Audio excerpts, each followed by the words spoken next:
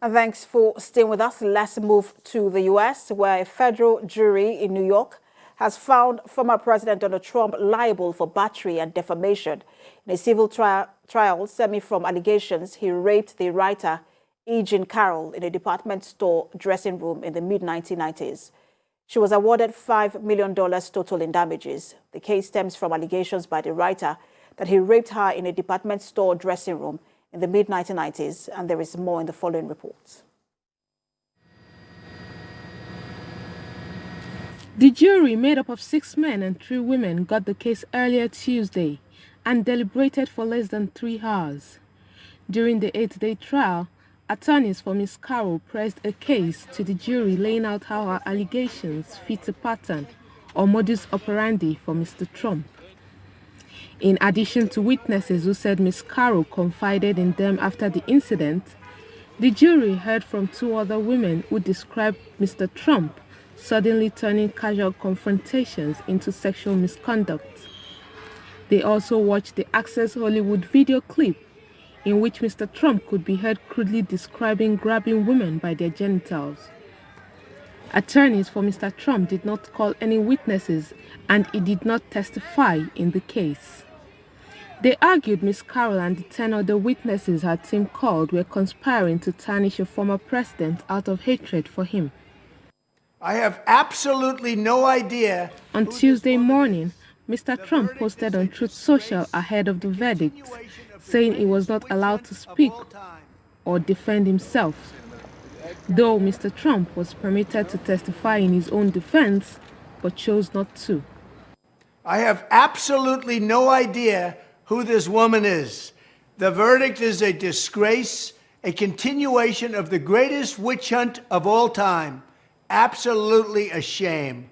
Ms. Carroll accused Mr. Trump of assaulting and raping her in a Bergdorf Goodman department store dressing room in New York City in the mid-1990s, and then defaming her after she published her account in 2019.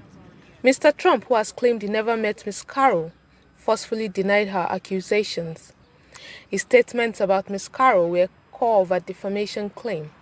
The jury was shown a late 1980s photo that appears to depict Mr. Trump and Ms. Carroll in conversation with their then spouses.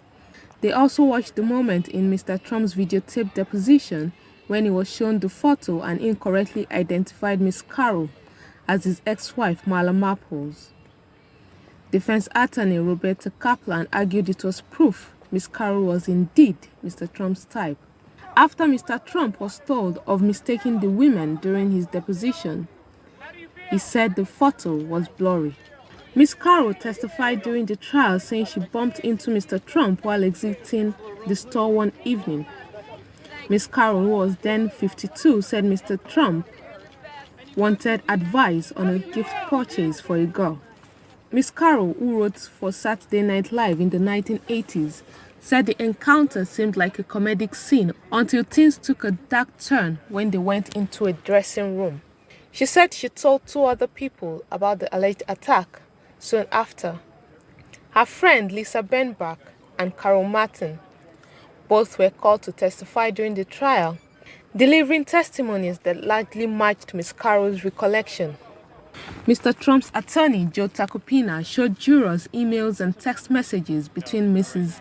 Carroll, Martin, and Benbach that appeared to show their animosity to Mr. Trump, who was then the president, as the defense tried to portray a politically motivated effort by the trio to use Ms. Carroll's story to tarnish him. He's strong. He's ready to move forward. He wants to fight this on appeal. Again, he was successful in one appeal before the Second Circuit with Judge Kaplan on Carroll versus Trump, and he thinks he's going to be successful in the second one. But he's planning, he's got a town hall tomorrow night, and he's just moving forward, as he always does. Mr. Tacopina laid out the case as one in which Mr. Trump had no story to tell, because he said Ms. Carroll's claim was entirely made up. In her closing argument, Ms. Kaplan said the jury had to decide who was telling the truth, the non-stop liar, or 11 people who testified under oath on Ms. Carroll's behalf. Just want to reiterate, we'd love to have Robbie on.